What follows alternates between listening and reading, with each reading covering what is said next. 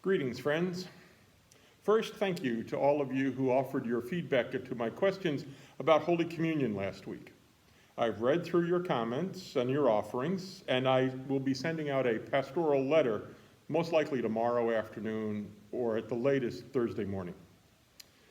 This is Holy Week, and while we're slowly walking our way toward the upper room and the empty cross, my thoughts have taken me back to Sunday and Jesus' entrance into Jerusalem.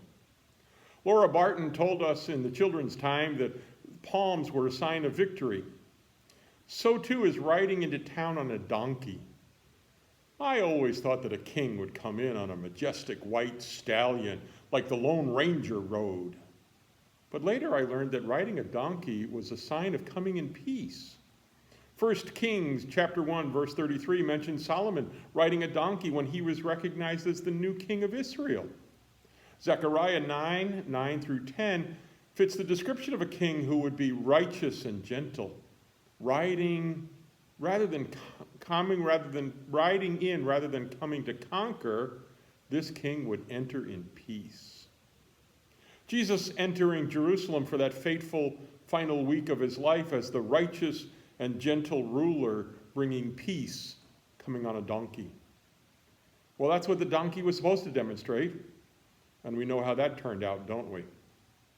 Jesus came in trying to bring peace. He also came to bring some change in the way that we would relate to one another and to God. The change would bring a new norm to the concept of sacrifice and forgiveness. We've come to understand this new way. After all, it's been our way of life for the last 2 centuries. We don't bring animals or crops to the altar anymore, do we? No, we offer our financial gifts, our time, our talents, our treasures, as a sign of our commitment to loving God. Back then, it was all about in-kind giving. Well, that created problems for those in charge. Remember, change always brings loss, and loss brings with it anger and resentment. Jesus was met with the excitement and joy that first parade day. We heard it in the procession gospel at the beginning of last Sunday's service. The people spread cloaks on the road and cut down branches, spreading them on the road. The crowd went wild, shouting and celebrating. I've seen this before. The crowd celebrated wildly in the streets of San Francisco in 2010, 2012, and 2014. The Giants had won the World Series. But now, 5 years later, we're wondering, will there ever be another parade? We've lost the excitement. Jesus went from the righteous, gentle, peaceful ruler to a victim of a lynch mob within days. We've gone from, I can handle this stay-at-home thing, to how much longer will this take? From, okay, I've got it, to, hey, I want my freedom back. I want to be able to travel. I want to go somewhere. I believe that Jesus entered Jerusalem knowing what lay ahead of him. He had told his disciples repeatedly that he must go to Jerusalem to die, although they didn't believe it. He entered knowing that this would fulfill the mission. I suspect that the disciples had different thoughts as they participated in the parade. I'm wondering if they saw their conquering hero confidently riding into town thinking, we've got this under control, we can do it. 5 short days later, they gathered, or scattered, as the case may be, around a cross outside the town limits, wondering, how did this go so wrong? Life is like that as it twists and turns on us. It's just a few weeks of school being shut down, we hoped for back on March 13th. Things will be back to normal after the spring break, we wondered and thought. Talking to some of the teachers, I realized that they were hearing from their students an excitement about 2 extra weeks of vacation. Parents weren't so excited or overjoyed about 2 extra weeks at home.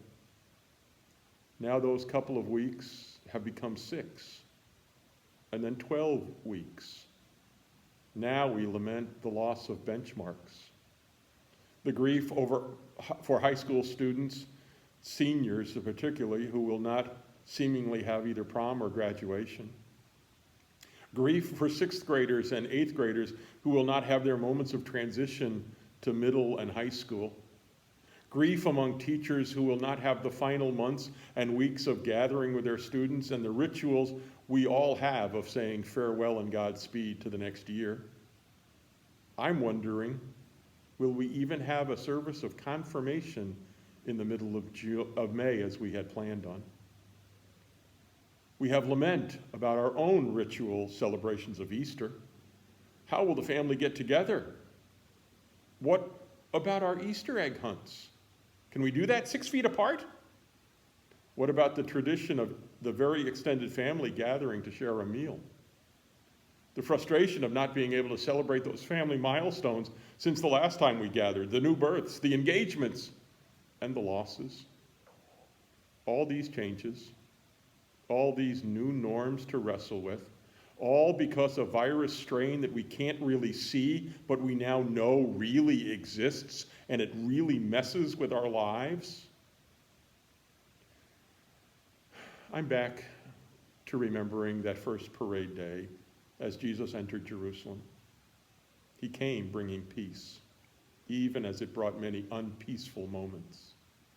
I'm back waving my palm branch and singing my hosannas, off tune most likely, even knowing that I will be gathering in a darkening worship area 5 days later, focusing on a dying figure on a cross. I'm back watching the gentle, righteous ruler coming into the midst of my chaos and saying, "This too shall pass." I'm back to that figure on a donkey. That donkey, an ungraceful and unmajestic animal.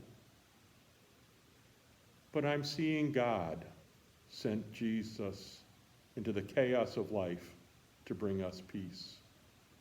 That God sent Jesus to be present with us as we shelter at home, as we watch with anxiety the news about a pandemic spreading around the globe, as we worry about when will it all end, as we await good news. God sent Jesus to be with us in the midst of all these short-term changes, to bring us out on the other side on our donkeys of peace, stability, and hope. I look forward to seeing you on Thursday and Friday and Sunday as we celebrate a different Monday, Thursday, Good Friday, and Easter Sunday. And as you stay in your places, please remember, wash your hands, love one another, take care of yourself, stay at home if you feel sick, and of course, be safe out there. Enjoy the Holy Week experience, the new one, for this too shall pass.